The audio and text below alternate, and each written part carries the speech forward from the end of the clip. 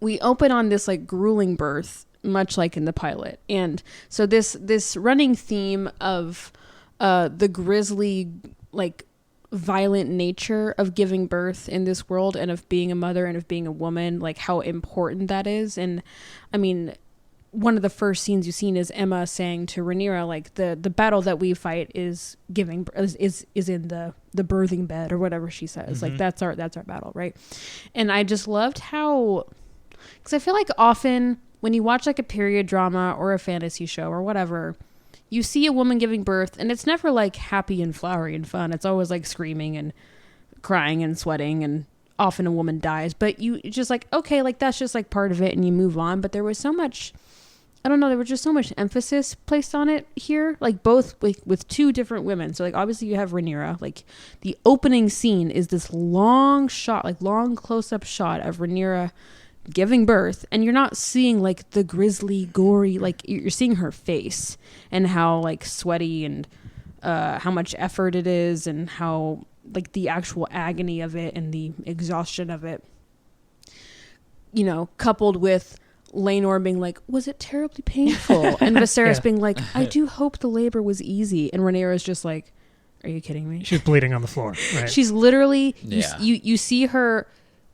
past the afterbirth, which no one ever shows because that's gross and no one wants to think about while that. She's already halfway dressed. Seriously. And you see her dripping blood as she walks down the hall and like the agony of going up the stairs, like showcasing how, and like it seems like that was a pretty like standard birth. Like there were no problems, the baby wasn't breached, there was no like, she just had a baby pretty normally, and it was absolutely brutal. I'll point out a difference. She was like upright. Yeah. She wasn't she laying was like sitting down. up. She did not to contrast it with Emma's birth. She also was in a stronger position than was Laena. Yes. So, you know, she and you know, what's the difference in those three births? She actually got it done, right? And I know that that's not really like biologically on her, but in like in the lore that this show is setting up, right? If that's their battleground, she's emerged victorious not once, but 3 times. Yeah. Right. I will go ahead. And I think that starting this episode, choosing to start this off with her really hard fought and hard won birth, really sort of served to show several different things, but chief among them, I think, is how difficult she kind of has it right now, and how much of a face she has to put on and a show she has to put on to sort of continue to validate her own position in this castle, because it's very clear that 10 years on, Alicent has seized a lot of power for herself. Right. So in order to sort of compete with that at all, she literally has to get up 5 seconds after giving birth and walk a quarter mile upstairs uphill in a dress bleeding out to go have quippy banter with Alicent. Absolutely insane. I know. Yeah. So it's like she's not going to be like lying back in a bed like letting things happen to her. She's like more actively participating. I'll also say like I like that we've seen 3 births in this show so far, and every woman's been in a different position. The like typical view we have of a woman giving birth is when she's laying on her back with her feet up. That actually is not a very natural way to give birth. Apparently, it's like much more natural to be like squatting, or actually kind of like how Rhaenyra was. We just like because of like the French monarchy and the way that like people would like literally watch like the new kings be born and shit, and it was like put on display like in this beautiful bed and all this weird stuff. Yeah, so like that became the way that people give birth, but it's actually that's horrifying. Apparently much more natural to like be squatting or like almost standing. Squatty potty. I mean, it makes sense. Would you poop laying down? That's what I'm saying. Squatty potty. Like seriously. And so it's y'all don't poop laying down? Oh, I didn't realize. But so it's interesting. No, it's not weird. Right. So it's I'm appreciating how not like the choices that they're making here are not just telling us about the characters, but they're also like being very true to actual biology. Right. Like with the afterbirth, with all the blood, with how gross and not romantic it is. And And then you have, Laena's labor experience where it mirrors Emma's, where the baby is breached and she's not able to give birth vaginally. And so they're like, well, what do we do? I guess we have to do a cesarean, but that's not the language they have. And also, you don't survive a cesarean in Westeros.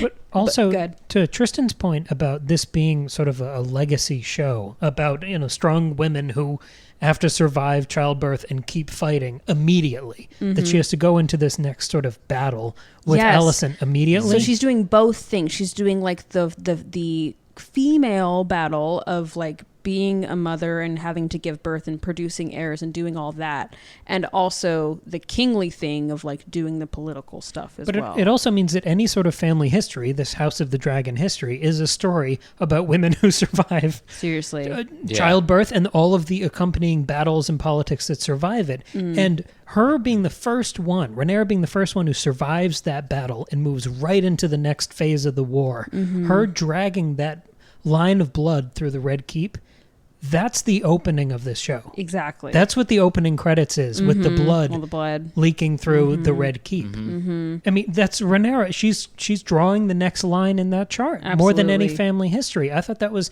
an incredible way to bring the beginning of the show, like to contextualize it within this world.